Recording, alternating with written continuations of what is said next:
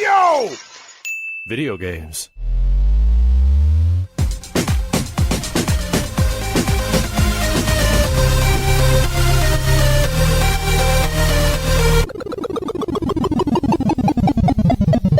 What up, dudes, and welcome back to the YoVideogames podcast. I'm Matt. And I'm Andrew. And once again, to control our generous patrons kept us going for over 450 episodes. Yeah, if you're interested in becoming a patron at any level, please check out patreon.com/YoVideogames podcast. Dude of the week is Systematic. Thank you, Systematic.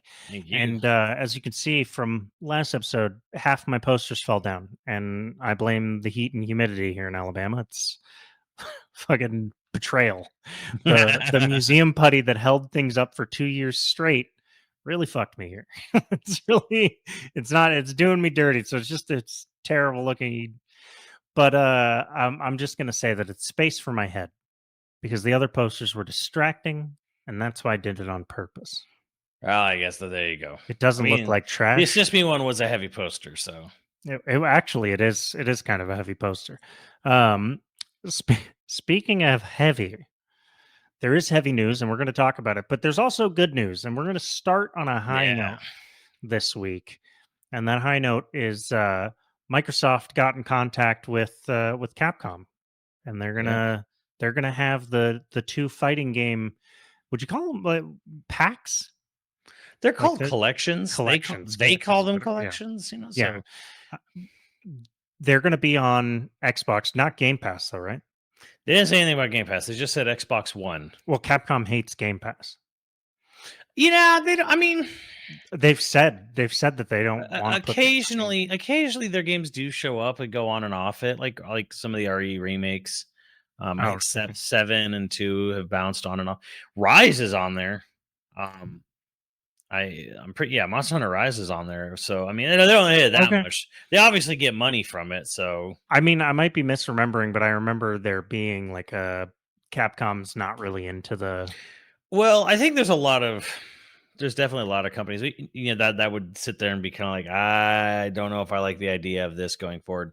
Probably because they see what happened to cable, and they're like, yeah, definitely don't want to do the same for gaming, which is kind of what. At the end of the day, that's kind of what Microsoft wanted to do. But, truly, though, the most important thing is like it was able to get hashed out and they're able to put Marvel vs. Capcom collection, Capcom Fighting Collection. Although I'm really not thrilled with the name, but I don't know. I mean, okay, the first Capcom Fighting Collection, it was mostly here's like 6 Darkstalkers games and a couple of oddballs, like Puzzle Fighter and Pocket Fighter, I think, and Red Earth. And then this one is like, here's Capcom vs. SNK 1 and 2, here's Power Stone 1 and 2, here's Rive or Project Justice, and one of the alphas and this random ass. And okay, so this one, Fighting Collection 2 is a Fighting Collection 2. So I mean, how many of these can they do? Well, after seeing what they threw into 2, it's like, well, this is kind of the end, isn't it? Like, you'd be scraping so much to get, and that's actually kind of a fun thought experiment because people do think, oh, what could they do for part 3? Okay, so let's break down. Okay, so what's sort of left? What's even missing? So it's Project Justice and it's Tech Romancer, which are both part 2s. Right, of respective series. So it's like, well, what about Rival Schools 1 and Star Gladiator part 1s? And I think this one has Street Fighter versus X-Men, right? Or Capcom versus X-Men. Well, Marvel vs. Capcom Collection is all the Marvel games. It's literally all of the Marvel games. Any Marvel Capcom fighting game is. That's right. Yeah. Okay. Collection. Okay. And then in Fighting Collection 2, which is next year, is all the other things. So I don't really know how they're going to do that. So if there was a hypothetical Fight Collection 3, it's like, okay, well, again, there's Rival Schools 1 and Star Gladiator. But here's the thing. I agree with everyone who said it. Yeah, those games were kind of big for their console versions, which had these single player modes and like things you earned and grinded out or whatever, which is not in the Fighting Collection because they're arcade ports. I'm like that. Yeah. So are you going to port PlayStation 1 games? And someone was saying like, hey, maybe they could start doing, because it's old enough now, the 09 collection, right? Street Fighter 4, Street Fighter Cross Tekken. That makes me feel so fucking old. Someone was like, Tatsunoko versus Capcom is never coming back. Never coming back. You know what I found in the move? I found my Street Fighter Cross Tekken shirt that we got from that fight Oh club that yeah, we went to. Cross Fever or Cross I Cat or whatever. It is out of reach, but it is it's in my closet right here in the office. It's still a So sick shirt. yeah. It's still a cool shirt. So I'll say this for those who kind of want to know, like, well, TV, miracles could happen. Marvel over Capcom, Marvel versus Capcom is coming back. So why can't Tatsunoko? Here's why: because Marvel versus Capcom, Capcom had to reach out to one company. And granted, there was a little bit of like, yeah, Marvel sucks to deal with, yeah. there's a little bit of like, yeah, things didn't go so hot last time with Infinite, but they had to reach out to one company. Tatsunoko is different because Tatsunoko is one company in Japan. It's one company, and it's a smaller company, but everywhere else in the world, all those characters, their distribution rights are in different hands. Ooh. So, like Cash Earn and Tatsunoko vs. Capcom, DreamWorks owned, the distribution rights to Cash Earn, and someone else owned the distribution rights to Battle of the Planets, and someone else owned the distribution rights to this character and that character.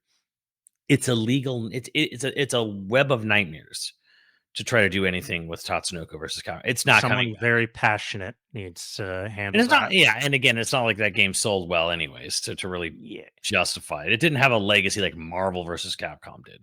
The only other thing left that's sort of like, okay, could they do this someday? Is Street Fighter EX, EX1, EX2, EX3, the 3D Street Fighters made by Arika. Now, Arika owns the characters they made for that game, but Arika's not like hard to deal with. They work and collab all the time. So I could see them maybe doing a collection of Street Fighter EX games someday in the future. The only thing is, I just don't see that kind of like the games are cool. EX games are very cool because you can do a super and then cancel the super into another super if you have enough meter for it. That's kind of a cool thing.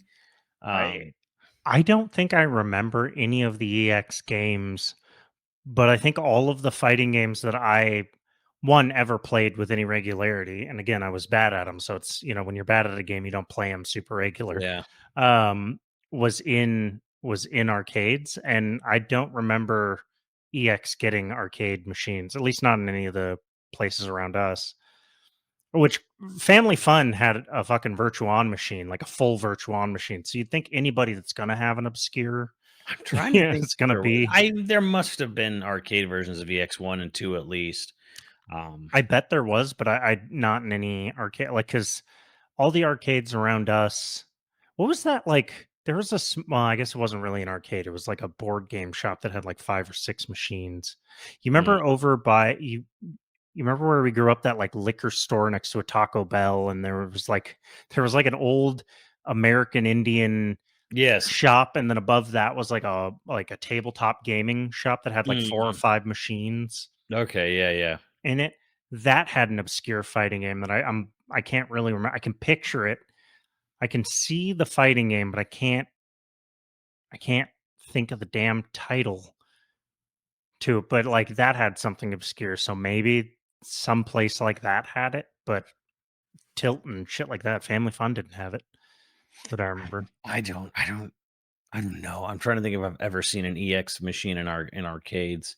I don't even know if I have, but I'm sure it probably did exist. But yeah, I mean, that's the thing though. We're sitting here racking our brains to think if like EX even had arcade releases but again, who there is definitely a bunch of people, probably people listening to this who I would be all over an EX game release. Are you kidding me? I love the yes, Yeah, hell yeah. yes, you do. Okay, but I'm saying like to the point that that Capcom's gonna make money, like decent money off of repackaging them. That one's a little tougher to say. Obviously, Marvel vs. Capcom is like, oh yeah, you'll make money off of reselling Marvel vs. Capcom. People fucking love Marvel vs. Capcom too. People love all those Marvel vs. Capcom games. Put them all together, throw them online. Yeah, people love it. Like same with me. I'm super jazzed about Capcom Fighting Collection too for the CVS games. Now, granted, here's the thing.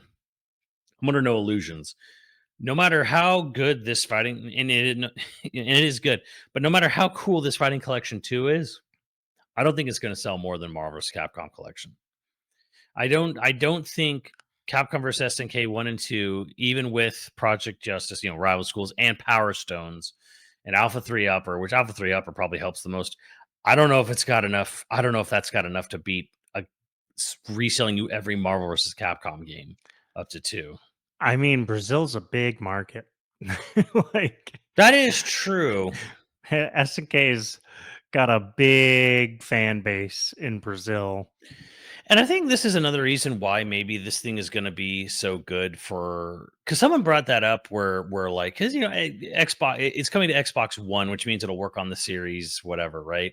Right. And I think someone pointed out this is actually pretty good because the system wasn't super successful in a way. It's actually much cheaper to get an Xbox One, or 1S or 1S Uh, X in maybe in some of South American countries, and it's like, hey, they'll be able to just buy that and jump online and play online with everyone else way easier than getting a Switch or a is PS4. this going to have a physical release too? Okay, that's a little question here. So Marvel vs. Capcom collection is getting a physical release on PlayStation and Switch in November.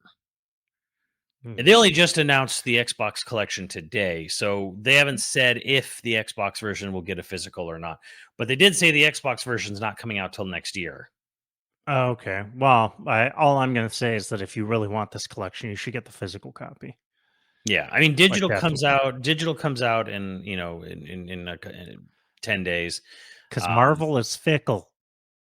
yeah, yeah. I Marvel could mean, look, revoke. man. If you know anything about, like, even if you just want to make a tiny profit in a couple years, just Yeah. buy a physical collection, buy a physical copy of this, wait a few years after it's long gone off shelves, and then just sell it for triple the price. You're gonna be Yeah. able to do that. I personally think, like, dude, you should totally buy a physical of the Switch version if you can, just because to have that little physical cartridge with you everywhere, you go. Didn't even think this is probably one of the best games for the Switch, just in terms of that, like, play and go, or pick Yeah, up and play type. Yeah. Well, it depends on how good the online is. yeah, I wonder if it'll have. Oh, I mean, it can't have. Um, you know. Well, no. I mean, it could have good two-player on a single Switch. yeah, And then you're playing. You don't. I guess if you have the Elite controllers, but that yeah. I mean, sort of defeats the. they showed, I think it was at PAX or something. They showed, like, how, like, the control layout. Oh no, it was for Guilty Gear. Sorry, because Guilty Gear Strive got announced for Switch, and Yeah. they're showing how to do it two players on each person getting their own Joy-Con. And I'm just like, oh my god. Be really funny. Oh well, there's no Mad Cats anymore, but Mad Cat's releasing like a little like Not gamepad. entirely true. I think they're trying to come back, but I don't know if it's gonna They're happen. doing their best. They're doing their best. Mad Cats. There was a while there where every Mad Catz controller that they released was crap, but then there was like this 5-year period, 3 or 4 year period where Yeah. their mini Xbox controller, like slightly smaller than Mm, the 360 controller, and it was like purple, but for whatever reason, the inputs, like the buttons and the sticks, were just better quality than the yeah. 360 controller. And so you'd play like Call of Duty 4 or Gears of War or whatever with those controllers. And this could be entirely in my head, but it felt like there was a faster input speed on those little fuckers. Really? Like, yeah, just by like, Yeah. and the sticks were way beefier than the sticks on the 360 controller. I remember me and DJ bought like 2 or 3 of them because they were only like $20 or something like that. Oh Bought 2 wow. or 3 of them to have like a supply of them when we were wearing, because at the time we were playing so much that like we were You wearing were playing through so much COD, controllers. you were breaking your control sticks. Yeah, we were like wearing like my thumb would wear through the controllers. Like it was crazy. So we would have just like a few of those, and they were great. They were amazing. And then Mad Cats went out of business, probably because they tried to up their quality for the Well, first time ever. I mean, I think a lot of it, and it's hard to really say, but Mark Man working for Mad Cats and sort of making their TE2 sticks so good really helped them for a while there during the 360 era, the '09 onward era. Mm, And the problem was, I mean, he left. I don't know why he left, and I don't know if there's a correlation to it, but yeah, it kind of seemed like those who put the initiative to make Mad Cats good and, left at some point. and Yeah. left, and then the company just when just died immediately. I don't know. Well, they used to have like kitschy accoutrement bullshit for like Game Yeah. Boys and stuff like that. And but every now and then they would have something that like was legitimately great. I don't know if Mad Catz made this one. I think it's Mad Catz in my head. But there was like a Game Boy Color light that looked like a cobra that you fold up and the head folds down and then like it shoots the lights into the mirror. The Nyko had a really good Game Oh, Boy was that Light. night? It was like Maybe it was it was like a coiled up, like a coiled, and then Oh, it no, was no, like that one was good too. This one was like this purple snake head looking type thing that you fold like it folded down and protected the screen. But then when you fold it up, it had like a little mirror on the underside of the head, and the lights would shoot up into the mirror, which would like reflect it down. But the angle of it made it so there was like no light I glare. could probably dig up some pamphlets from E3 2001 and find out what this is. I know what you're talking about. I I don't know. I If, have I I don't have think my Game I Boy Color somewhere. I'll I find it. don't think it was Mad Cats though. It was like Newbie Tech or something. Maybe. That thing was fucking amazing though. Every Christmas when we got like video game stuff, we would inevitably get some sort of pack like this, like third party, like this will make your thing better, Mm. like from an aunt or who, my parents would be like, oh, they have a Game Boy, and yeah, and always well intentioned, but like it was sort of a crapshoot on whether or not they were going to be good. And I remember getting this and thinking like, mother, this thing's crap. And then I started using it on our drives because my grandparents lived in Vegas, so we were driving from LA to Vegas multiple weekends a summer when I was a kid. That drive was fun as a kid. Feels like eternity. Um, so I started using it on the nighttime drive. Ooh, oh, it was the sweetest thing ever. The best thing I ever owned. Kids today don't realize what they're missing in the world of bullshit accessories, Yeah, especially for portable gaming. That there, I mean, oh my god, like what?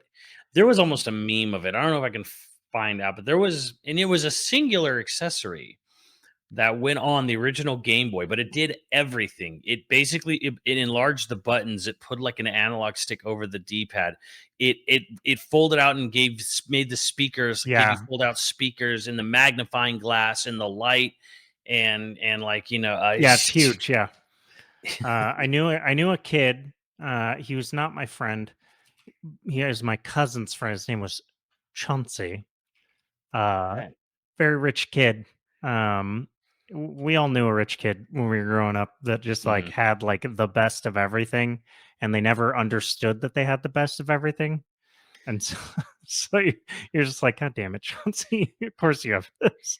Handy boy, thank you. Good. Yeah, yeah, yeah. I need everyone who's listening because I can't, obviously we can't. I mean, we can show you this on YouTube or whatever, but if you look up the Handy Boy accessory, um, for the original Game Boy, you were in for a treat. And then there was like it's doppelganger. Yobo might be the thing you were thinking of for your light, It might be. but It looks like a snake. yeah, the SciTech Booster Boy, which looks like it turned your Game Boy into some weird accessory from like Dragon Ball. Like it looks like some capsule core thing. Yes. Yeah, you have the SciTech Booster Boy, but the Handy Boy is kind of the more infamous one because of these big giant fold out speakers, and Yeah. um, it's the most obnoxious looking thing I've ever seen. Um, but you almost got to admire because I mean you can't admire because these were all grifts, but like you almost got to admire the audacity to sit there and design that product, mass produce it, and say yes, this is going to be a fucking hit. Look. I've again only used it once, and I should stop hating on Chauncey. He's a very nice boy, but he's just spoiled, maybe. Um, I don't know why you'd want all that stuff. But like it goes from a handheld to like a tabletop real fast. Do you remember the original Game Boy had like a tabletop, like a book stand thing where you set the Game Boy? Yeah, Yeah, yeah. like I that. remember You that. had to use one of those with it Yeah. because it's huge. You want to know what the most unfortunate thing about the Handy Boy was? That it was named the Handy Boy. Sounds Okay, like you're an altar boy. Okay, so you're right. It's called the Handy Boy. Its print advertisement had the word bolded words that said "fully loaded." Um, They knew what they were doing. but here's the best part. You know what the name of the company that made the Handy Boy? Heavy loads. STD. Hell yeah. I ain't making this up. You can look up the old Sears catalog ads for this. Incredible. Hey, what's Sears? Old man time. Made by STD. I mean, it sure was. Okay, enough of the happiness. Let's talk about the sad stuff. Concord's dead. Yeah, we wake Surprise to up nobody. the day of this recording, and Sony's already thrown in the towel for Concord. 10 days. 10 days. Now, there's games that came back from, like, I sort of expect Concord's going to come back as a free to play game. They can't just change everything to free to play overnight. But there are games that came back from hits like this. Rainbow Six Siege sticks in my mind, where like they relaunched and There's a big difference, though, Andrew, and that nothing it was failed. good. Well, nothing failed as part of this game. Nothing sold as little as this. Here's the thing about all those comeback Yeah. story games is that none of them sold this poorly out the gate. Yeah. So for context, I I don't remember where I got this number, and I could be wrong about this number. We'll double check at some point. But like, it's like you have to sell 1 million copies to justify a certain amount of time with the servers. Concord sold 25,000 copies. Yeah, approximately the bet to the best of people's estimates. That is so remarkably low that it probably didn't even cover the cost of like shipping units out.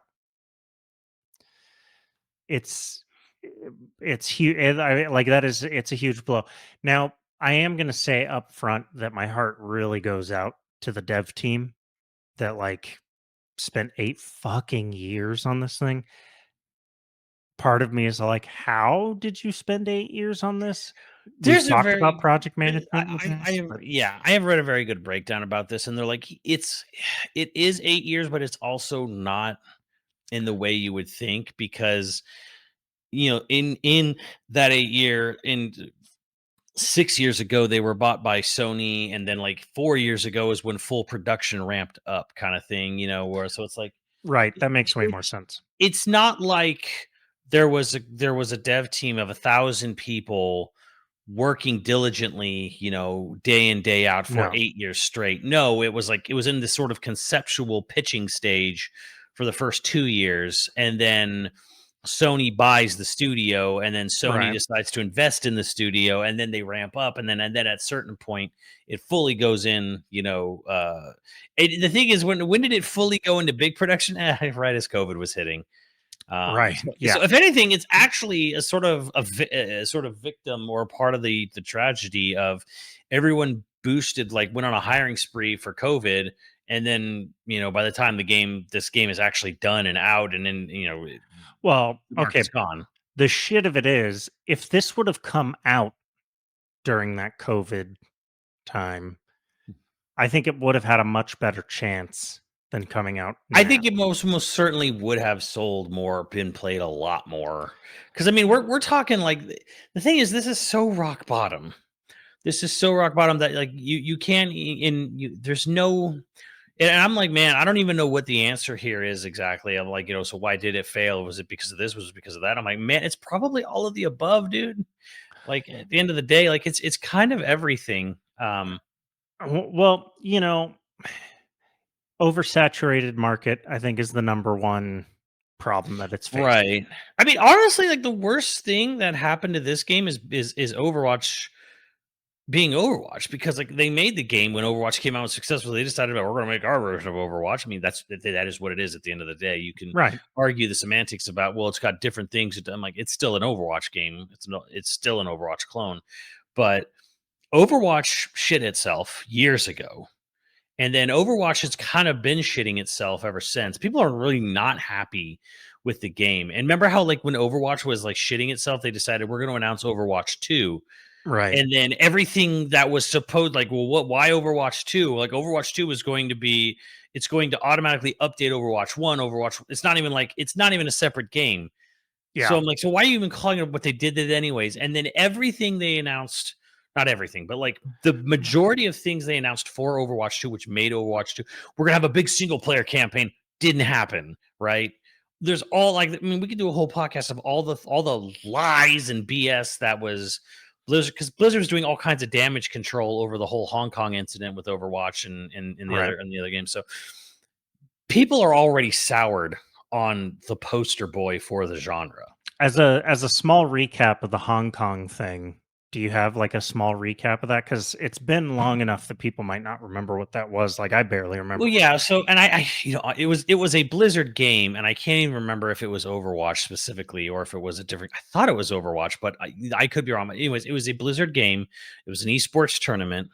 The esports winner, basically said like, Hong Kong rights. So he said like basically something very simple, where it was like, I said wrong, which because this was when there was protests going on in Right. Hong Kong Yeah. because Yeah. China was basically, And Blizzard you know, shut them down and took away their yeah, prize. Yeah. took away their prize immediately, and all he said was like, free, I, go Hong. It was like, I stand with Hong Kong or free Hong Kong or something like that. It was like a very quick, simple thing. He didn't like devote an entire speech to it, although I think it'd be fine if he did. But he just said that, and so they stripped him of his title, of his prize, of everything. And the funniest part about this was because Blizzard did this immediately, as a swift response because Blizzard made so much money in China, and then Blizzard and China had a huge falling out, and like where they were like publicly disgracing, they because like at the office branch that handled Blizzard stuff in Hong Kong, they always put like a big statue of an orc or some character outside. Mhm. They publicly like destroyed this statue, as a sort of fu to Blizzard. Like Blizzard, like also lost their foothold in China, after this incident for a completely separate reason anyway. So like the whole getting down on their knees and sucking, sucking off the Chinese government's dick, for their fun, for all the money they make there. And then they lost that shit anyways. Yeah. Blizzard is a horribly ran company, is the moral of the story. I Yeah. mean, to just nutshell everything I just, went on and on about. Blizzard's a horribly run company. And that actually, I do think in a way that affects Concord, because when you sort of start nebulously thinking about Overwatch itself, you're like, oh yeah, Overwatch, that fucking clusterfuck, of a project. Here's a new one. No, thanks. I think I'm good. Well, not only that, okay, it was a new hero shooter in a market saturated with hero shooters that was going to cost $40 and then whatever expansions got. It was basically it was truly 5 years behind the times in a best case scenario. Yeah, and then there was part of me that was thinking that like, hey, I think people are more down with the idea of paying for a multiplayer game at a lowered cost, and kind of the Helldivers thing, obviously, because Helldivers 2 Yeah, hell yeah. was. Except they were definitely planning to do the free to play model of like buying skins and you know And they had this roadmap where they're like, "Hey, we're not doing the usual, nickel and diming battle pass. We're going to have a much better, better roadmap." They try, and nobody cared. But the thing is that, like I said, there's no simple answer to any of this, honestly, because why did Helldivers 2 succeed so much when this game didn't? And I think I think a big reason for that kind of is that maybe you could look at Helldivers 2 and go like, well, I could buy this game, I could play it on my own, and I can Mhm. have a pretty good time, and I can do Yeah. some fun stuff because I'm part of a giant ongoing campaign of this game. Concord's a multiplayer. It's a hero shooter. It is a multiplayer. You're playing team versus team. That's the game. It's not everyone's fighting against this big swarm of PVE bugs or robots, right? I think that maybe has something to do with it too. Like where like, yes, I will pay $40 for a game where I can live out a fantasy against, an ongoing campaign. I don't have to worry about other players being online for. I absolutely have to worry about there being a player base for Concord. Helldivers also got very lucky. Oh yeah. Like it was not a foregone conclusion that Helldivers 2 was going to do as well as it did. It got super lucky in that one, it dropped at the right time to capitalize on both the best and worst parts of the culture war. Yeah. Two, Sony ended up a villain that Helldivers sort of was able to capitalize on. Sony fucked up in a way during the game that it, like, nobody blamed the game. Everyone blamed Sony. Well, as they should have. Yes, but that they were able to capitalize on that purely by luck. It became a much like more talked about game. And the weird part is that Sony still doesn't sell the game in most of the world. Yeah. You know, people who did buy it are lucky enough to be able to still go on and get it, kind of, you know, get in and play the game. But it's like Sony only took away the PSN registration part, but it's only because they got caught and they got it, and they kind of got this thing is here. You know, honestly, here's the thing that kind of blows my mind here. It's like how there is this. I can't believe there's still a console war in 2024, but there is, and you see it online all the time, and how people, you know, they love to dance on all the shortcomings of Microsoft, and boy, do they have shortcomings. But They do. Sony has no idea what they're doing either. Clearly. That debacle in May for Helldivers 2 is so like, wow, Sony, you're so stupid. Why are you requiring a PSN login? Why are you about to literally strip access from like half the known world, or more than half the known world, from playing your game that you already sold to them, you numbnuts? Like they'd handle that.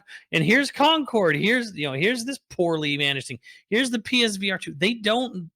These people None are of the terrible. yeah, no, none of these people know what they're doing in turn. Like, no one knows anything type thing.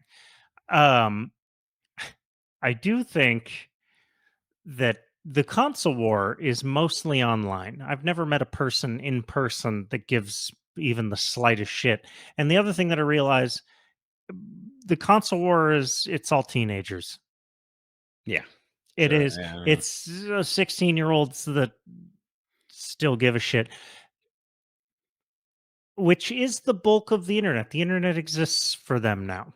Mhm. Like, it's a fucking, if you don't know what they mean by when they say demure, You you're know, too old for console warring, dude. I had this thought the other day. Like, I don't know if you saw this. This is more of a movie rant. I think Winona Ryder was talking about on the set of Beetlejuice, where she was saying, I think she was talking about the younger cast, and maybe it was not. Maybe it was a different movie, but she was saying how like it was weird how none of the young cast members, young actors, seemed to really care about movies that much. She was talking about Stranger Things, and she was directly referencing Millie Bobby Brown or whatever. Right. She doesn't watch any movies. The other one, she doesn't watch movies at all. Yeah, That's who she was. the other one. I thought they were separate things. So on Beetlejuice, she was talking about how Jenna Ortega likes movies, and so she got into this long conversation because Winona Ryder is a film nerd through and through. Yeah. Got into film because she was a film nerd. And she got into like long conversations with Jenna Ortega, who likes like real filmmaking. Yeah. And she referenced in that interview where she was like, and on Stranger Things with all these younger people, I like them, but like they don't care about movies. How long is it, is what they ask. And it's like, yeah, it is weird to me that films are being made, like the biggest stars in films and TV now don't care about the art form. Here's the thing. This made me think, and I had this thought. I've been saying this thought to people, and I'm like, I think there's a reason for this, because everyone wants to blame TikTok, and I'm like, I'm sure that's a little bit of part of it, but I think there's another reason here. If you're a teen right now or a young adult, the movie studios aren't making things for you. Nobody's making things for teens and adults. If you're a teen in the 80s, here are your blockbuster movies. They're Indiana Jones. Granted, it's homage, but it's homage to like the 40s. You got Indiana Jones, Ghostbusters, Back to the Future. Even the but none of those were meant. None of those were targeted towards teens at the time. Here, hold on though. These are PG-13 movies for the most part, young adult teenage movies. They're not for kids. They're not for the 6 to the 11. They're not really for the middle-aged man. They kind of are in Lucas's head, but they're not. Like Jaws is a temple film, but it's 70s, right? Then you get into the 90s. You got Jurassic Park, you got Independence Day, you got The Matrix, Twister, right? Here's my point. All these are original ideas at this point. The last 15 to 20 years of the film industry has been such a nostalgia cash grab. They're appealing so hard to the Reagan and Clinton years of popular films. Everything is a sequel, everything is a soft reboot, everything is this. And no one's making things for that are brand new for kids. In my opinion, I totally understand why these kids are feeling this way, because everyone's trying to appeal to their parents' generation still. And people will say, like, when people grow up on this, like, yeah, they do. Like, kids do grow up on Transformers and Ninja Turtles still and all that stuff, right? But here's the thing: Well, they eventually, don't. you reach a point where Transformers becomes to kids today what Popeye is to us. That's dad or granddad's thing. Yeah, they're making new ones, but it's kind of like at some point you kind of want something that's kind of a wholly original. I think this is why horror does as well as it does, because it's one of the few genres where they're willing to take risks or do it for cheap and make a good horror movie. Like, why did Five Nights at Freddy's blow up? Because like that's something kids of today feel is theirs. Nobody feels, everything is so hyper fixated on franchise, an old franchises getting up there. So if you're lucky, your franchise you're referencing now is 30 years old. Most of them are 40 or 50 now. So right now, if you want to get anything greenlit, movies wise, TV's different, and we can get Yeah. into that. But Oh, very different. Yeah. movies, if you want anything greenlit, you need three things. You need, uh, you have to have IP, and you have to already own the rights. You already have to have the rights to the IP. Mm-hmm. You have to have some sort of star on board.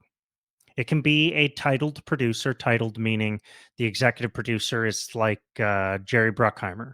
He's Right. got a lot of titles and hits behind him. You need a titled producer. And you have to have your first investors or your first market on board. Now, these days, you can't sell investors in foreign markets. In the old school days, like if you wanted to get an independent film made, you would sell the rights, say, like, oh, I have this film, and you'd go to like the LA film market Mm-hmm. and you'd meet people that own the distribution rights in France and in Italy, Right. Yeah. and you would pre-sell them based on your storyboards and your pitches and maybe a trailer. You'd pre-sell them on the rights to showing that movie, on TV or whatever there, Mm-hmm. and that's how you'd get your budget for your independent film. That no longer works. You can't do that anymore because Netflix will not buy any film that has distribution rights sold anywhere else in the world. Mm-hmm. Because Netflix won't do it, every other studio won't do it now either. Now everyone wants to own the worldwide distribution. Right. Rights. So now all the independent studios aren't actually independent studios. You have like Focus Features, which is owned by Fox. You have, every single major studio has their own little indie studio. Right. So like kind of what you're saying here is that like someone with an original idea is never going to get it greenlit because these They are the can't get reasons anybody on why. board. Nobody can get on board. But this is the reason why kids today don't care about older movies. When we were growing up, we had like TNT or USA and we watched recut older movies that those TV channels could afford to license because they were 10, 15, sometimes 20 years old. They could license it at a reasonable, sort of rate. Yeah. And then we would watch those movies. How many times did you watch Twisters on TNT? How many times did you watch Jurassic Park? How many times did you watch Indiana Jones or Hard Target or fucking any of the Chuck Norris You can't knockoff ask me canon films? personally because I personally didn't, because my mom went through had a religious phase. Yeah, you and personally, but but I get what you're saying. everybody out there that had Everyone out there, like that. so I watch VHSs of things we recorded off the TV before we turned the TV off. Yeah. Yes. So that's So yeah, I had a VHS of Top Gun from TNT. we now live in a time where most people don't own a DVD collection anymore, and TV channels don't license those movies anymore. Although strangely, Streaming channels don't license things that are older than 20 years very yeah. often. Although strangely, we're on like a resurgence apparently for DVDs because everyone's realizing how awful streaming is. Yeah, it's come back like vinyl. So it's like people are now are buying, and the funny thing is people aren't even buying the Blu-rays as much. They're like, yeah, whatever, like DVD's fine. And I'm like, yeah, it's an old movie. Most of You're not going to get that much out of it. you put that in an AI upscale and it looks terrible, like the new Aliens and True Lies. Well, that because they keep changing the color tones of it too. Yeah, It's fucking terrible. The blue is on purpose. That's Cameron's thing. Um, the other thing to remember about like when you say like kids today, they grew up on serialized movies. Marvel, for all of the good things that Marvel did, and yes, Marvel did a lot of good things. One of the side effects, one of the negatives, in my opinion, some people would argue it's a positive, but one of the negatives is that it made movies more like TV. yeah, We no longer get 90-minute complete stories, 100-minute complete stories. You don't get the Last Boy yeah. Scout anymore. You rarely get like The Nice Guys. It's a complete I story. just, but I mean, Nice Guys is a great movie, but it's also rated R. I just mean, like, I distinctly remember being a kid and being excited when something new and you'd never heard of came out. And there wasn't like 30, 50, 70 years of comic book backlore to, Right. to understand or like, get every reference here or whatever. It was just kind of like we came up with something brand new, no one's ever seen kind of before. Right. It's like it's funny because Independence Day is just like schlocky War of the Worlds, but it's Hell not yeah, though. called But it kicks ass. but it's not called War of the Worlds. It's not exactly the same, story. And then Spielberg does it anyways. But like, it was just like, oh, whoa, like dinosaurs. Dinosaurs are back, and they're using brand new special effects techniques. And But this that is was IP. incredible. That was IP. That It was was a Michael book Crichton. It was a book no one had read. It was a fucking bestseller. It was a hardcore If you were bestseller. 10, you hadn't read it. You had no idea. Right, yeah, but 10-year-olds don't buy movie tickets, okay? Their Like, parents do. yeah, and parents go see movies that they recognize. No, they Like, don't. even yes, they do. No, they So don't. here's No one's parent in 1993. There were very few families out there who were like, "Oh, this book was great. Michael Crichton's a genius. Get in the car, Timmy and Sarah. We're gonna go watch Jurassic Park. You know why? Because I read this book. This book was really, really good. It nope. was great. You should have read the hardcover." Like But nobody. film No, critics and no, critics had read the book, and so absolutely. they were jazzed. But critics mattered more at this time too. Well, that movie got made because Spielberg said wanted to do it, and he had that pull. Well, that and Crichton was hot. Crichton Yeah. was real hot at the time. Um, you know, it there's a myriad of reasons, but one of the biggest reasons that kids today don't watch movies is very much linked to the reason why like actors have a very hard time having long-term careers now because people don't watch movies anymore. It's Because called second screening. oh yeah, like the They put it background. on, yeah, and like they On the only look up background. at the highlights. That's why you can have a 2-hour movie that has nothing. It's why so Right, many well, movies are I changed think into. that's falling back into the hole. It's a TikTok generation, and kids have no attention span. And I think that's No, I only don't think it's attention span. I think it's that it's not attention span. If you didn't have movies designed now to be second screens, Hmm. like when you go back and watch a 90-minute movie from 15 years ago, it's actually way better paced and more engaging Oh than a yeah. lot of the modern movies Well, it's like Star because Wars. it expects you to fucking watch it. Right. Well, it's like Empire and Return of the Jedi, and they're like 90 minutes long. Right. Like they don't even come close to 2 hours. So it's There's like a bunch of dead every space minute in modern matters. movies.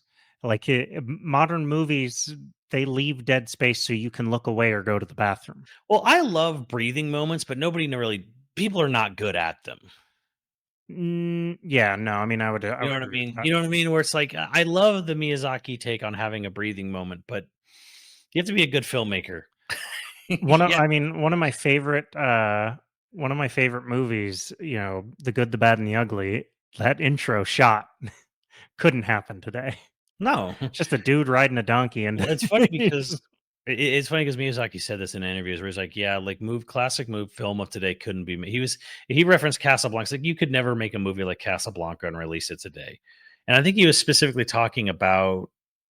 I think what he was talking about was the pacing, and I think I think Good Bad Ugly is actually a better example than what he gave himself, which was like, yeah, you can't have movies that have these sort of like drawn out, long, just scene setting moments. I don't know. Sicario had a shitload of that. Hell or High Water had a shitload of that. I mean, yeah, but these are not blockbuster films. These are not these are not films by 15-year-olds are not enthused by Sicario.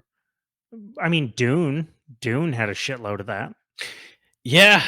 And thank God, because I feel bad because I feel like Denis Villeneuve is like, everyone loves him, but it was like until Dune, people weren't watching his movies as much as they should have been. Yeah, well, I mean, he's on a real high right now. I'm not sure how long it's going to last. Yeah. Spielberg has this really interesting thing that he talks about where people like you're 20 years old, you don't know who Spielberg is anymore. Right. Because people don't necessarily watch movies the same way that they used to, in the sense like people aren't paying attention to shots anymore. Yeah. People aren't paying attention to they aren't paying attention to the language of film anymore in the same way. And this isn't like an old man yells at cloud type thing. I'm saying this is a real thing that filmmakers have to worry about because the internet has changed. Like video language has infected film language to the point where like things that used to be just common understanding for audiences to to follow in film language. Let's take a really old school example of like editing, right? You have a bowl of soup and a guy with a placid face, but you can make him look super hungry because you cut from a bowl of soup and you look at the guy. Like those editing things, people aren't paying attention to that language of film anymore, to where they might miss that he was looking at anything at all. And they might be like, why is there a close up of this fucking idiot's face? More close-ups. There are more close-ups in film now than there ever has been. More of a finished film is in close-up than ever before. And Well, part of I that mean, is because I can get on this whole. I mean, I could go on a whole. yeah, we're going down a long thing because that I could go down. people can't figure out, what the hell a movie's trying to say unless it's blatantly told to them now. It's like, Which is why there's so many close-ups. So much is said now in direct, like you used to never want to say the thing. Exposition was always the worst thing. You wanted to speak around it and hint at it, right? And part of the reason why so many older movies seem so deep by comparison is because they only hint at the thing, they never say the thing. And so, like Pulp Fiction, like, oh, what's in the fucking box? It's diamonds. He just never says it's diamonds, so you wonder about what the fuck is in the box. You know, um, it's it's one of those things where like there's so much competing for your attention now that people aren't paying attention to anything the same. Like mhm. it's not, and I'm not trying to be profound about it. I'm just like I'm trying to put into words this idea that like it's not people's fault. We literally have things that are built to distract you at all times. Like it is built to eat your attention, and every product is designed to do that now. We are in end game or late stage fucking whatever, The thing is, though, crisis. I think people will get tired of said, whatever thing. People will get tired of being constantly distracted. And then they're going to there'll be a pushback against it. Well, I'm gonna bring this back to gaming. One of the hardest things about gaming these days, of anything, is it's really hard to be a casual multiplayer anymore because Right. so many people make it their business to like treat it like a job, to where you can hop in a random game and get absolutely fucking obliterated for an hour straight by people doing all the newest, nastiest tricks Mhm. over and over because they're playing like it's their job. Yeah. They're playing 5, 6 hours after work. They'll come home and play. Yeah. And they play it for a year, or in some cases, several years. So you can never you can't just hop on and just like give them a Right. game. Yeah. Oh, Which is 100%. another reason why Concord is having had some real trouble, because everybody looked at that and goes like, I don't even want to invest the time. I mean, I don't know if it's strictly just Concord or if it's the genre Well, as a whole. it's hero It's hard to- shooters in general now. So much gets treated like Fortnite is one of those unicorns in that you can still sort of just hop into a Fortnite. You might run into one of those tryhards, but you can mostly hop into Fortnite and still play the game. Yeah, I mean, Fortnite also has the advantage of having a massive amount of people playing it, so Huge amount, yeah, that's true. their matchmaking can work. Yeah, they have at least 26,000 people playing it. Oh, at all That's the times, threshold, right? at all It times, came and this close to if Concord would have hit 26,000, yeah, but I mean, like the concurrent, like the concurrent people playing. Okay, on half launch a week, million, yeah, no, and Fortnite, it's like on half a million. launch weekend, the max amount of playing at any given in its life now because it's dying and at the end of this week, in its lifetime, the maximum amount of people on Steam playing Concord at one given moment was 697. That Ugh, was its lifetime high on Steam. that hurts so bad. Like, imagine I want to paint this picture for people who might like, because there's a temptation to be giddy over a publisher missed the mark so much, and so you're sitting there like Sony fucked up so bad you almost want to be giddy. But I want you to imagine that you are one of the creative or like an art director, or you're just a dev that's been working on it for 4 years, or you're one of the sad sacks that's been involved in it for 8 years, and then it comes out, and in its first week 700 people are playing it at its absolute peak. That's on Steam, not counting PlayStation, but Still though, that like genuinely my heart breaks, because that's really hard to the, take. the, Now s- granted, if the split people is like 40-60 too. It was 10,000 on Steam, 15,000 on PlayStation that bought it. So, there's maybe 50% more playing it on PlayStation 5, which meant that like still may, though, maybe 1,000, 1,200 people were ever playing the game total at one the given point.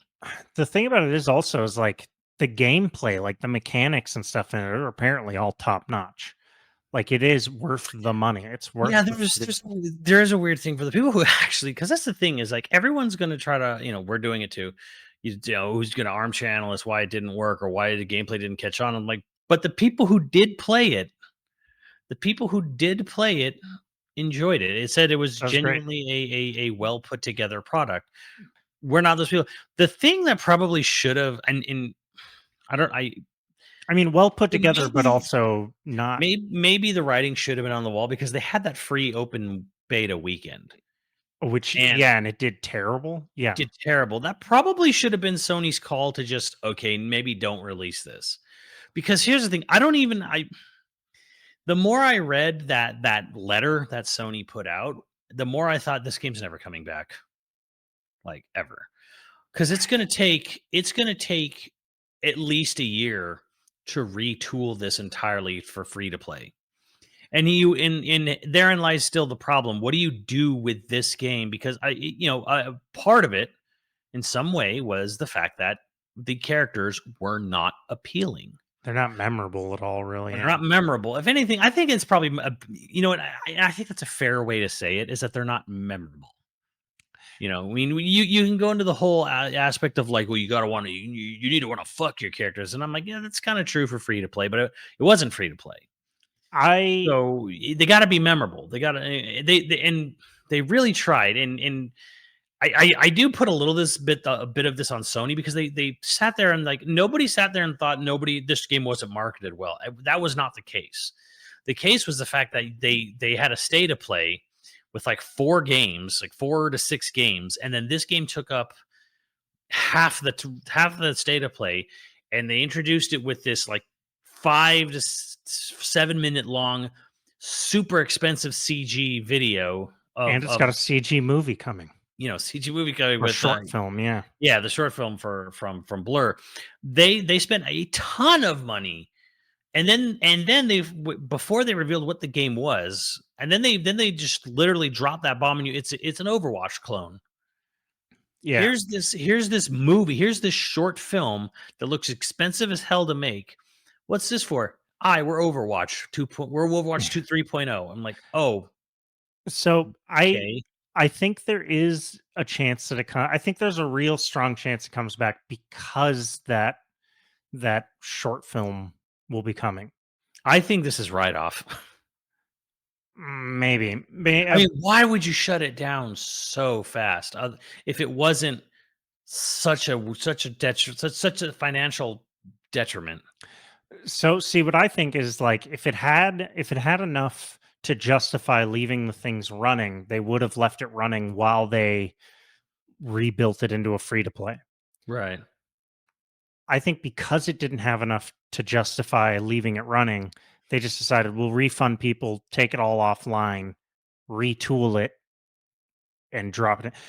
I think they're giving into the sunken cost fallacy. Hmm. Do you think And they're actually still going to try to make? Someone pointed out too that like the or they're money going to sell the studio. who is going to buy this studio? Um, Mhm. it was pointed out this game's loss of money that they've put into it actually uh, not takes away, what's the word? Basically, the money they lost is basically all the gains from Helldivers 2 has been lost. Ooh. All the money that Sony made from Helldivers 2 has actually been sunk because of this game. I mean, and think about all the goodwill Sony had from PS4. All that's gone too. Like The funny Sony thing is like, Sony okay, like, was winning hard. yeah. Well, again, here's again, people think things happen instant. I mean, this was instantaneous. This was a very quick shutdown. But people think that things happen instantaneously, but like the initiative of the PlayStation 5 for having 12 live service games in active development at the same time, this is the legacy of Jim Jim Ryan. Ryan. This is Jim Ryan's legacy here. His last shaft as he walked out the door. And the crazy thing is that apparently another rah champion for this game was Herman Hulst, who is their current CEO, who was the head of Gorilla, who is, I believe, the director of Horizon 1 and 2. Something about this game, he was super convinced. Yeah, we got to go this way. Well, again, the gameplay by all accounts is really fucking good. So Well, maybe that's the he looked thing. at the gameplay and was all like, "Oh yeah, that's all that matters in a hero Well, shooter." I And guess he would have been right 5 years ago. that is a really good point too. Is like Herman probably played the game and brought that. This is really good. Yeah. This will be really Yep. good. But herein lies the fact that I'm like, well, by the time it came out, people were done with this genre. People were done with this nickel and diming. People And were to be fair, you can't know that at greenlight. no, you can't. But what you can know, the what they could have probably could have should have seen coming was that nothing about these characters stood out. Yeah, I do agree there. I don't That's hard, but that can be hard to understand as well because we've seen this before with games like WildStar and Battleborn and Lawbreakers. Does anyone remember any of those? Is it just me? Cliff was all like, Concord, I feel your pain. He said Did he? yeah. Yeah, I feel your pain. Um, Well, that's the thing, though. It's just like, yeah, you have this like, let's just go Battleborn. I think that's probably the most well known. People looked at Battleborn's characters and went like, "This is dumb," and weren't interested, and very, very quickly gave up on the game as well, well. the same thing with that game that I liked from Amazon Game Studios that we went and played. What was the name of Oh, that one? Breakaway. Breakaway, yeah. Breakaway had much. Battleborn. Breakaway had much better characters, It did. and that game never came out. Yeah, part of it though, if I remember correctly, part of the reason was that the characters just weren't catching on with people. Like characters just weren't like it wasn't getting the attention that they really And wanted. and it in a to. sense, as harsh as it was, it's almost like maybe this was a good idea. Maybe it was a good idea for Amazon to just be like, this isn't going to hit. We're just going to like lose money on this, Yeah, I trying to mean, like force this. the thing is And my that heart was breaks. trying to be an original idea. That was trying to do something Yeah, different. This is a team based 5v5 hero shooter. So we're geez. doing the same thing as the other guy. Just different heroes with different abilities. More vanilla, but French vanilla. different But French we're vanilla. vanilla. We're vanilla bean. French vanilla. So we'll be assholes about it. Yes. So yeah, what though. Here's the thing. For the record, I had a wonderful time in France and Paris. Met more nice people than I met assholes. So Oh yeah, I do not have the same experience as other people in Paris. good to know. I only met one asshole, and everyone else was wonderful, except one guy who really fucking made fun of me for my French, which admittedly is terrible, and I can't even remember enough of it to do it now. But I tried to order food in French, and the guy just started speaking me English, and I was like, I continued to try in French. And he's like, "Is my English that bad?" I was like, "Is my French that bad?" He was like, "Yes." I was like, "Jesus." He's like, "As long as my English isn't as bad as your French, we'll get through this together." I was like, "Thank you, kind man. I'll take the pizza." Okay. So here's the thing, though. So the industry is imploding. We've been saying this for a while. There are two hero companies I feel right now, and I can't even say Japan's doing great. And like, because they're not. Here's the thing: people say like, China and South Korea are killing it." No, China just fucking shut down the studio that made Visions of Mana the day the game came out. Right. And then there was a report that a lot of China is actually kind of being disillusioned with Japanese partnerships and stuff. Like Wukong's this huge success, obviously.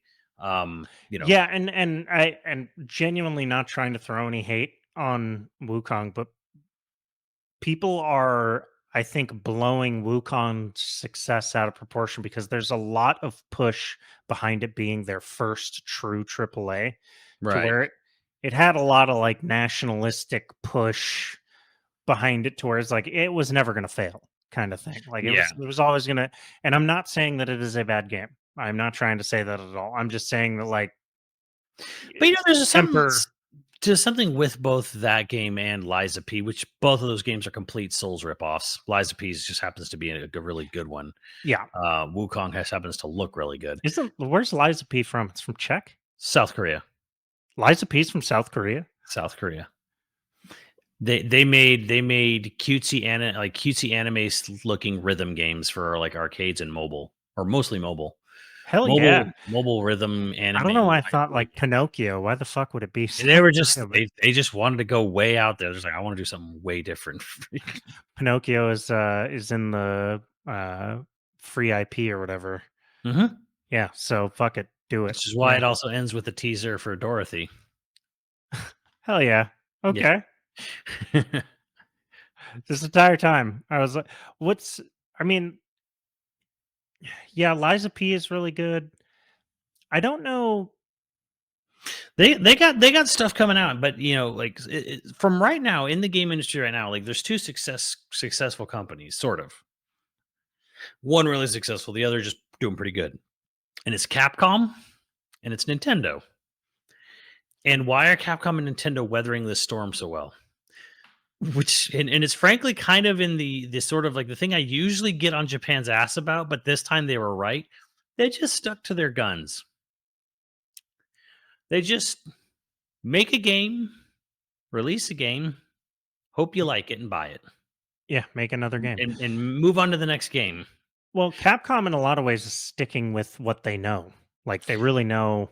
Yeah. Yeah, it's not like they're releasing anything extra wild out there other than Exoprimal, which, by Right. the way, I read that comment. Somebody being like, "Oh, like it didn't outsell everybody." Yeah, well, McDonald's outsells all sorts of nice fucking restaurants. Okay, Dino Crisis is better than Exoprimal. I mean, we're also forgetting about Kunimitsu Path of the Goddess, which came out in July. That's true. It's just this random tiny little whatever, and it's on Game Pass. It's good for those who played it. It's like, hey, this is not bad kind of A lot thing. of tower defense type stuff. Yeah. Though. So, and Nintendo's in a much similar way where they spend even less on their games, honestly, and they just kind of release them and then move on to next one. Well, Nintendo doesn't act like a game company; they act like a toy company. Right. And I think that's one thing. Maybe we've talked about it before, and maybe you're the one who told me this. But like Nintendo very much treats the way they release games and the windows that they release games in this like toy company mentality, where like they don't seem like they're behind the ball because they're never actually looking at the ball. Yeah. They're just like they have their slate, they make their slate and they see how it does, but they're never reacting to anything necessarily. Like, the fucking company Hasbro releasing Transformer toys and stuff doesn't try to like time the market with its Transformer toys. Oh, this one sold a lot. We'll make more of those. That kind of thing. Mm-hmm. And so it makes them unbelievable. That's probably not true of modern day Hasbro. Hasbro modern day is probably no, well, all and collabs, but I mean, modern day Hasbro is money laundering, doing a bunch of films and stuff. So they're doing all sorts of shit. But my point is like a toy company isn't necessarily like by its nature they have to make things and put it out there, and by the time that thing is a success or a failure, they're already making the next batch of things. They're not being reactive necessarily Yeah. in a way to the market. It's like Nintendo, it took them an entire failed generation to react to the market. Hmm. They made the Wii. The Wii was a huge success. They made the Wii U, and for 7 years they slogged through the Wii U. 4. 4 years. But the point is like they just didn't react. No, sorry, yeah, the Wii was 7 years, wasn't it? The Wii was 7 Yeah, and years. then it was for yeah. But the point is like they slogged through Yeah, that entire time. and they knew Same with like the 2. GameCube, really. Yeah, really, it is really the same with the GameCube. Like they knew probably 2 years into the Wii U, like this is dead. It's not going to come back. We can't save this. It's too catastrophic. Right. Let's They were just on to the next thing. we got to make the next thing, even though it's going to take 2 years. We're not going to rush the next system out. We're just going to like, all right, well, spend the next 2 years, just making the new thing, because we can't really save the thing we got. Oh yeah, and it's also like this is why they're smart for having a war chest. Yeah. A lot of modern companies, most modern companies, don't like to have cash on hand at all. So they do stock buybacks or they find other ways to spend that cash on Which hand. seems so stupid to me. Investors hate cash on hand Hmm. for whatever reason, you know? Um, Love them or hate them. That's one thing that, like Tesla, it's one thing that Musk did that investors really hated, but he was quote unquote super smart for is he saved up a bunch of cash on hand so that he could eat some losses on new ideas. Hmm. And they talked about it like he was like a genius. It was like, well, that's how everyone did business 50 years Yeah, ago. the Amazon. Yeah, well, the Amazon gaming CEO said this. He had a really terrible, and he said some really awful things, but he was right when he said, because he was mostly talking about how great AI is, because of course tech bros, Amazon, whatever. But he was saying like games take too long to make. He's like straight up, we need to bring down the development time. He also said we also need to bring them down so that if a game doesn't hit, we can just immediately move on to the next game, and we don't have to shut down the whole studio. Two So, things would really help with that, sir. Institutional knowledge, meaning keeping teams on between projects, yeah, and stable employment for those teams. right. Which is what he doesn't want to think about, but Right. He's like, I want it to be faster and better and cheaper. right. But I mean, when he did Why say that, can't like I? he did say we need to be able to we need to be able to have it where a game comes out, and if it doesn't succeed, we can move on to the next one quickly. Yeah, And I agree with and that. I'm like, yeah, sure. Well, I mean, this is what I've been saying, and I think this is the ultimate point of everything here is that games studios need to be able to fail. They don't need to be. I'm not saying they need to fail at every game they make. I'm just saying, like, if you're a game studio and you make one bad game, you need to be able to move on to the next game. Right. Before One like bad game shouldn't ruin you. one bad game shouldn't ruin you. One bad game shouldn't ruin like a whole company's year or whatever. Yeah, well, from the perspective of the Amazon CEO, what he's saying is I should be able to fire that whole team and have another team ready to go. Yeah. Like he's not thinking from the I'll keep that team going. He's Well, not of course not. Iwata. Absolutely not. Iwata was downright fucking groundbreaking. And granted, that's the law in Japan. He wasn't doing anything that was like particularly amazing in Japan. The fact that he even stated that to an investor, though, that's where Pretty amazing, yeah. you can sit there and say, like, he is a good guy, because like he told an investor to his face. I'm like, why would I, how do I expect my team to make groundbreaking games if they're under threat and stress of being fired? I need to, no, I'm going to keep them on because he believed in his team. Yeah, I guess I'm gonna end the episode on this is like I don't know what lesson Sony is gonna learn from this. It is not gonna be the correct lesson.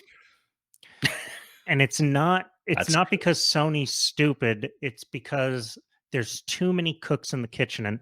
And I had this image that like, oh, it's project management problem. you know, I think you also convinced me of this image. Is like it's a project management problem, and I was like, and executives on the publishing side, same as like executives on the studio side, they just get too involved and they have too much sway. But I'm realizing it might be an entire industry thing. It might be on the development side too, where there's just too many cooks in the kitchen. Too many people Mhm. are y- involved, in the product. Like there's not technicians There's just executing on somebody's too vision. many middle managers. Right. There's just Yeah. too many middle management. There's a dearth of middle management, in fact. It might not be that there's too many middle managers. It might be that there's not enough effective middle managers. Not okay. Because an effective middle manager is basically like a sergeant in the army. Mhm. They're the person who knows their team. The director of the game goes and tells a good middle manager what they need from them, and that person goes and gets everyone moving in the same Well, I direction. mean, that is a project manager, is a middle manager, though, in Yeah, a way. they are. Yeah, I mean, I've worked under wonderful middle manager. One of the most recent I can think of spent half of her time managing upward, where she Mhm. had to basically wrangle her various bosses because there were several executives she was technically reporting to, just to Yeah. get them going in the same direction so that then she could give clear directions to her team that I was on. Well, it was there was a post I tweeted recently, and Monolith is hiring project managers, which almost shocks me because they have such good project managers, which means they're just probably making more stuff. But I remember reading their interviews with their project managers and like, so what do you exactly do? And I'm like, I make sure that everyone on below me has got what they need and are ready to go. And they're talking about like Right. during COVID, all the project managers were responsible for creating an itinerary of desks to buy because Monolith Soft saw COVID and went, okay, and they bought all their employees PC home desks for PCs at home and PCs, Mhm. PC hardware and software, and the project managers were like it was their responsibility to go around and get write down every single person's needs for home to get their stuff up and running for home and Yeah. and to make sure that that's going well. And then like and and this was in their own interview, their company interview on the company website. The project manager was talking about, yeah, I also have to we have to make sure that their mental health is good too, and they're not like overstressed. And I have to like make sure that everything is like cool with them, and then like send them home if if like something They're too tired. and I'm like, wait, you're saying like, which you would think that just common knowledge, but like a company, like them saying that out loud on a company interview website, it's like, In Japan. yeah, in Japan, where they're like, yeah, we have to make sure the mental health of our employees is like going well. Otherwise, because their whole thing is like, if you're overworked and stressed, you're not going to provide the best results. Like you're actually just like their mentality is like you're not going to provide the best results. You're actually going to give me a weaker version of whatever it is you're working on. So And that shouldn't be groundbreaking thought. And yet, it's why game industry needs a union. And whatever you think of unions, like there's an industry that really needed it, really needs it. yeah, so I think really at the end of the day, and because bring it back to the front thing we talked about with my Marvel's Capcom collection on Xbox, it's a multiplayer game at the end of the day. Hmm. And here's the thing: I think people are craving simple, easy. I buy Marvel's Capcom collection for $50, and again, it's a little high for collection, but whatever. You buy for $50, all the product is on there. There's never going to be a roadmap. There's no FOMO, and you're able to jump in and out anytime you want. Now, granted, you're probably going to get beat up because this is old. These are old fighting games, and people have a lot of legacy skill. But the point here, though, with these games, why are people excited for these games? Because they know they're just getting a finished product, and they know there's no commitment to this. I don't have to like stay on this game for weeks and months at a time to build up my battle currency, Right. to buy that really cool rogue skin that's going to come out in a couple months. No, How many live service games does Nintendo have? on Switch. Yeah, how many live services games does Nintendo have? They have they had a couple on mobile. They're shutting them down though. I Yeah, they have a think couple. I think one on mobile. I'm just saying it goes back to this toy mentality. They make the product, if the product sell, cool. They're not worried about the next 5 years of that single product's lifespan. I And mean, they're doing fine. it's They're amazing. doing We better we all than sit there and say how dumb they are for not continuing to keep making Smash Brothers characters. Should have kept that. Should have turned that into a live service game. And I was like, nah. they're moving on to the next thing. Like Animal Crossing. Animal Crossing is one of your best selling games ever. You going to keep supporting it? Nope. they're moving on to the next thing. I don't, I think more and more companies are going to come around to this. At least I hope so. And it is going to Honestly, benefit everybody. with the response with the response Concord got versus I say the response like Marvel's Capcom collection is getting, with the response that entire Nintendo Direct in indie world is getting. Like, if you just look at just general people's responses and sort of where we're kind of seeing sales come out, because other big thing we didn't talk about, Star Wars Outlaws apparently did not sell very well at all. Investors basically tanked Ubisoft stocks today. Ooh. I think people, honestly, I think people are craving shorter gaming experiences that are more one and done things.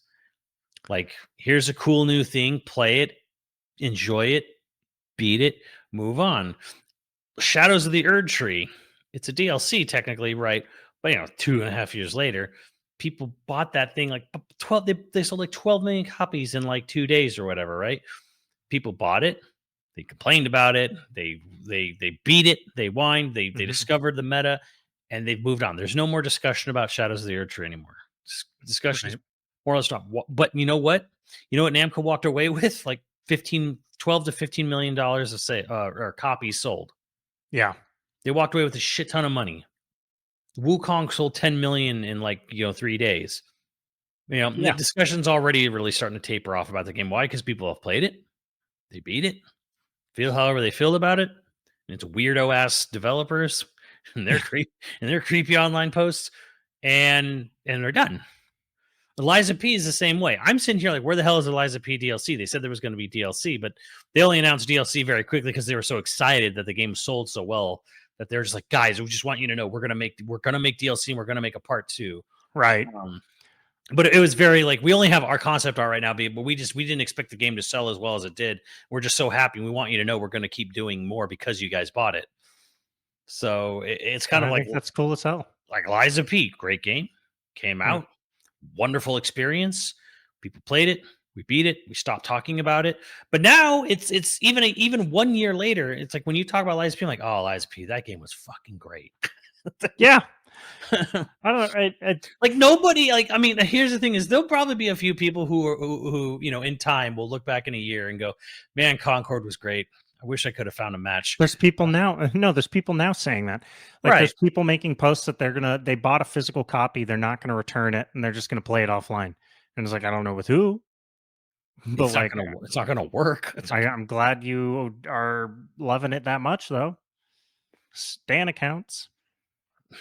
I don't get it, but I I'm mean, glad that I don't know. I think people are really underestimating the legacy of just a game being really good and coming out, and it was really cool, and then they just slowly keep accruing sales over time just because the game was well remembered and well liked, and it didn't have to be like, you didn't have to devote it. Because the thing is again, says before, the reason why COD and Fortnite and Roblox and Minecraft and GTA 5, why are they so successful as live service games? And like, because they were there first or early enough. and they're old And franchises. yeah, and like when they said that the most of the money being put into DLC was on games 6 years or older, there's a reason. Okay. Yeah. They did not stop updating Fortnite. Fortnite never stopped getting new content. They are still updating it. So if you bought into the Fortnite ecosystem and you are part of the Fortnite ecosystem, you have no reason to go play anything else because they didn't stop supporting the game.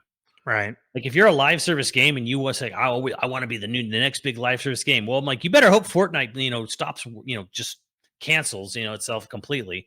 You better hope Epic shuts Fortnite down, because why would anyone leave?